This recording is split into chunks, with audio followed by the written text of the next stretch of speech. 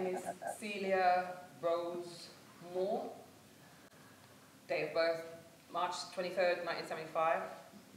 I am a British citizen. I am the mother of the deceased, KANE Daniel Moore. The Guardian headline, deaths in police custody at highest level for 5 years, dated 23rd of July 2015. The latest official statistics show that in 2013 to 2014, 68 people took their own lives within 2 days of being arrested or detained, the highest figure for a decade.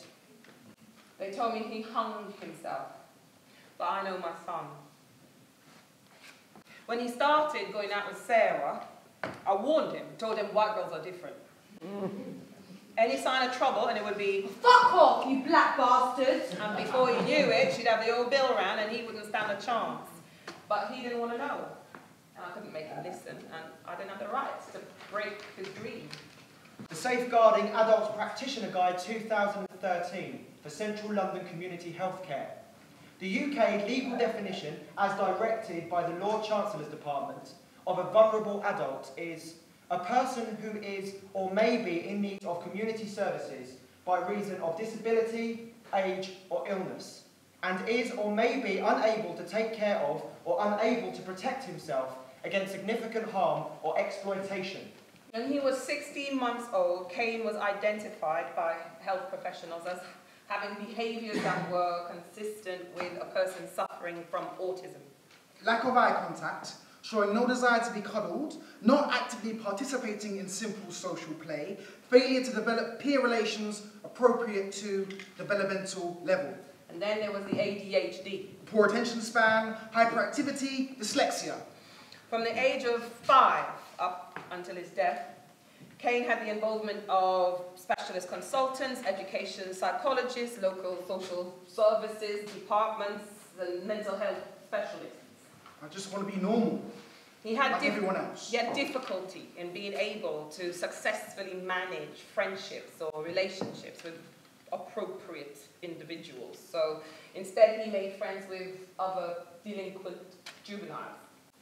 They accept me as I am. They made him a source of their own entertainment. They're just having a laugh, Mum. Between the ages of 11 and 18, KANE became heavily involved in crime. Yes, I know, he wasn't easy. He got up to all kinds of things, but kill himself? No, it doesn't make sense. I know my son. KANE met Sarah when he was 16. When things looked like they might be getting serious, I remember sitting Sarah down and telling her, he's not normal. KANE might present himself as a smart, intelligent individual, but he's got a number of complex issues. He's emotionally sensitive about the things that he cares about. You mustn't play with his emotions. You mustn't take advantage of him. Well, Sarah's not like that, Mum. I asked her if she understood what I was talking about. She said, yeah, I just want to be with KANE. Mina, Sarah's my baby. You better treat her good.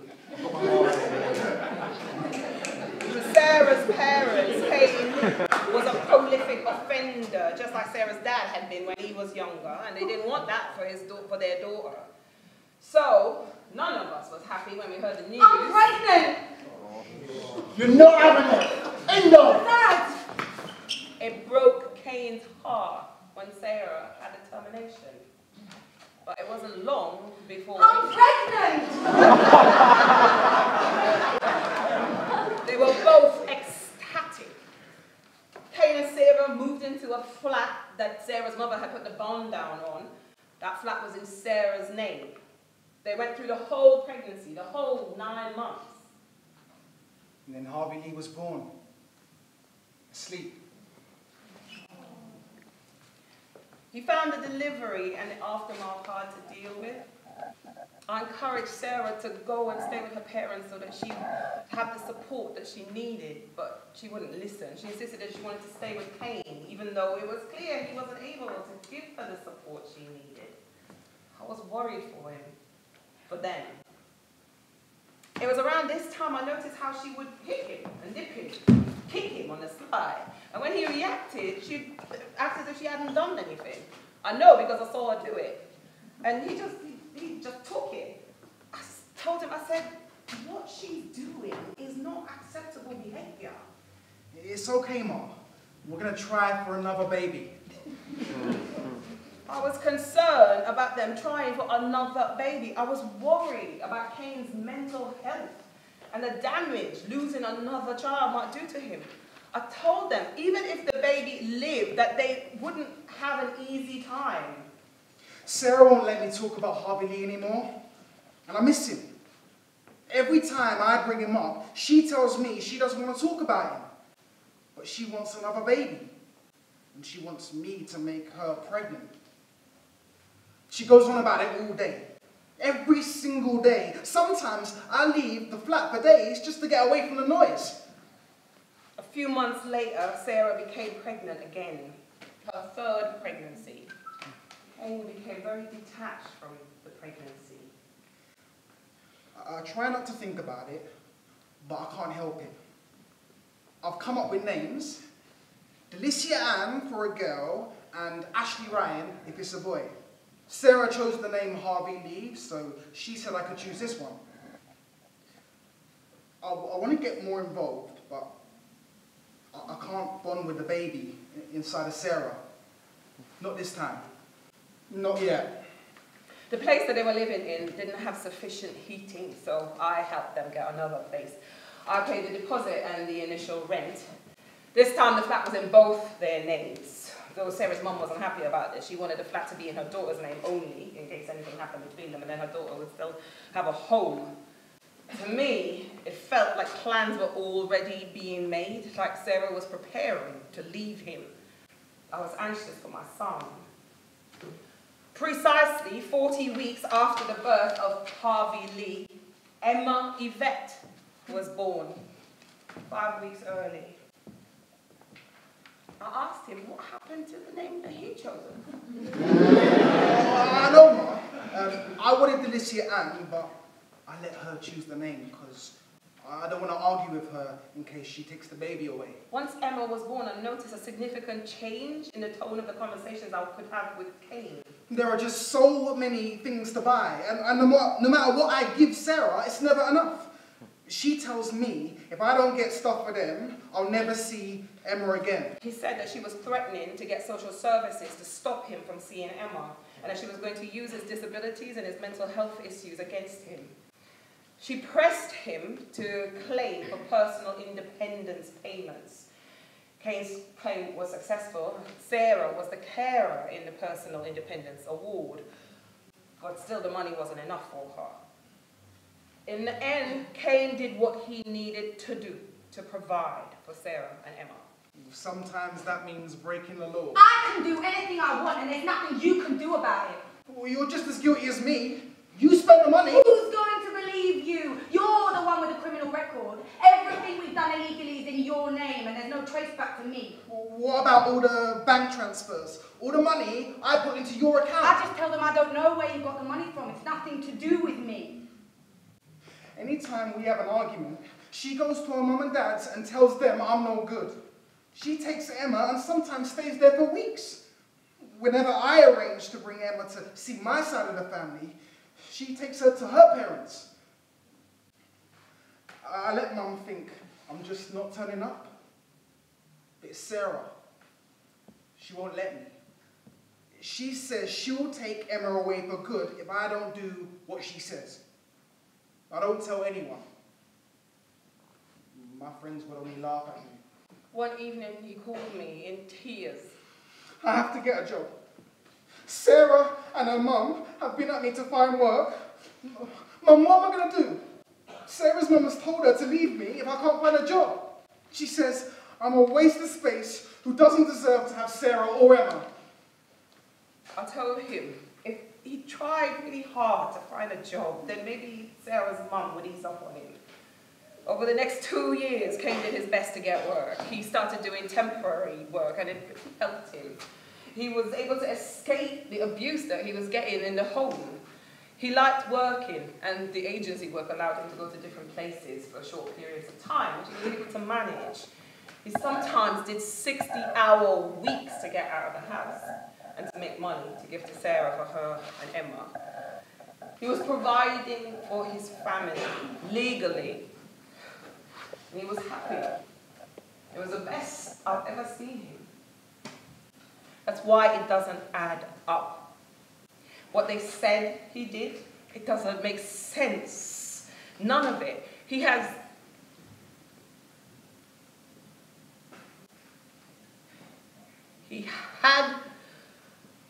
a way of doing things, maybe due to his autism or his ADHD, I don't know. I knew his pattern. If ever he had a problem, he would call me, and if he didn't get through right away, he would call again and again, and keep calling until he got through. And that night, he never called, not once. I got a text from him. When his friend Zeb showed me the text, I knew it wasn't from him, from Kane. Kane didn't write like that. It's not his style. The words were written out in full and in grammatically correct sentences. I always had a joke with him about his text spelling and shortening of words. You don't get it, Mom. That's how we text. It would irritate me because I knew he was smart, and writing words wrong when you knew better was another way of selling yourself short to fit the stereotype that society wants you to be, in my eyes. And my boy knew better. I always told him, be all that you are. Be smart. It's an open and shut case. There's no reason to believe it's anything other than a suicide. No. I knew he was into things that he shouldn't have been into, moves with people that he shouldn't have, got himself involved in business that he had no business being involved in, but he was making a change. You dare! You fucking black bastard! I heard they had a fight, some argument. Kane had come in that day after a night out, and Sarah was on his case. Go on! Hit me! Hit me! Now come on, mate, out of it. Walk. She's golden, Lloyd. Stop it, man. You're winding me up. You're just winding me up. I'll take her for a walk. Get your coat, Emma. Want to go for a walk with Daddy? Come on. Let's get some sweeties. Zeb said that Kane did the right thing. He walked away. Well, 20 minutes later, I sent a text to Kane telling him to get back to the flat because things were kicking off. Well, Sarah had called the feds, said Kane had run off with their kid. What I don't get is how a 6-foot man can hang himself in a 6'2" door frame. I know it's possible because that's what they said happened. But when I run through the motions every day and see him fastening and tying the knot, putting his head in the noose, lifting up his feet so his knees so his feet don't touch the ground, and holding on until the knot tightens around his neck. Surely when it hurt, when the tug of the rope pulled on his neck, surely then he would have allowed his legs to drop down, to scrape his toes across the floor. Surely he would have just stood up, taken his head out, walked away. Now come on, son, quietly does it. There's reason to believe there's been a disturbance here and we need you to leave the premises. Well, I haven't done anything. What are you accusing me of? I haven't done anything. The lady says she feels threatened by your behaviour, so we have to ask you to leave. This is my flat. I don't have to go. I haven't done anything. Come on, lad, hand the kid over and calm down. Your kid's getting upset. Oh, I'm not going anywhere. I haven't done anything. Get off me. Or leave me alone. Let me go. But I know what you're thinking. He's just another statistic, and I am just another black grieving mother who won't accept that her son's gone. But that's not how it is. Even the coroner held the body back. Even he said that there were more questions that needed to be asked. Okay, calm down, son. I didn't do anything. Why am I here? I didn't do anything. I'm not well. I'm not well. Do you want any form of medication? No. Yes. I have ADHD. I started some new pills last week and they're no good. They send my head off, so I stopped taking them. Get girl to bring them in. They don't agree with me. No worries. We'll sort something out. The ADHD diagnosis and medication history is present on the police database. So many unanswered questions. Like, did the custody officers booking KANE in make a note of his ADHD diagnosis? Was a police doctor contacted in regards to the medication? Did the police doctor have specialist training and knowledge to deal with detainees with conditions such as KANE's? Did they know that he had just come in from a night out and had been drinking? Did the medical assessment of KANE include a blood screen for skunk weed or cocaine? If skunk weed or cocaine was present in his system, would the police doctor or any other health professional give authorization for KANE to have as prescribed medications such as Concerta XL? Why weren't the mental health professionals alerted?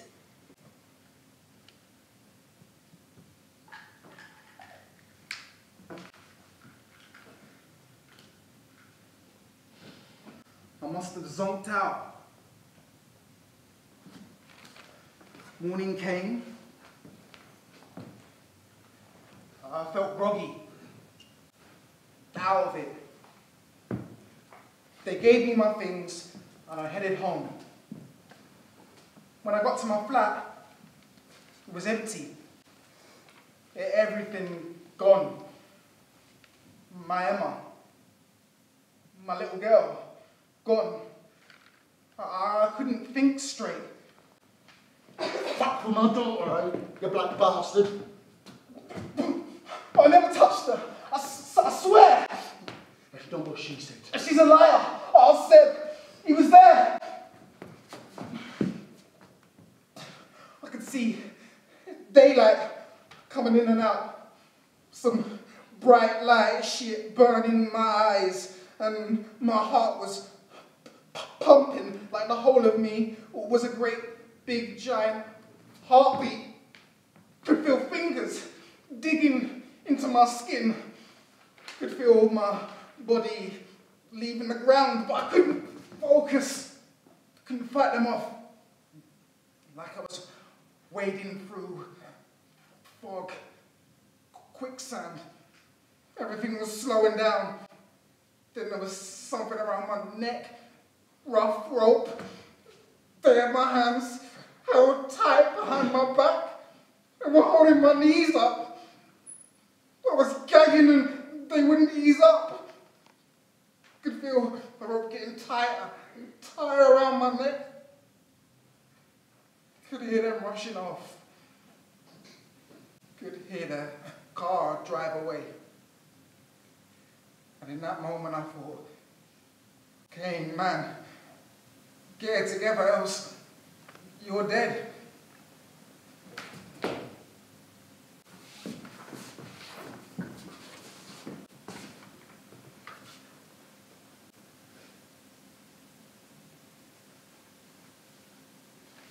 So what am I supposed to do with all these thoughts that keep going around in my head?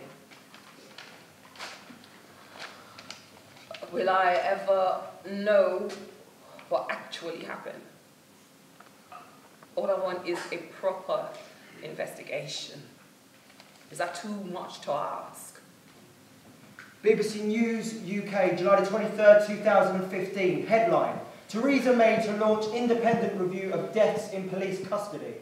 An independent review of police custody deaths in England and Wales has been announced by the Home Secretary.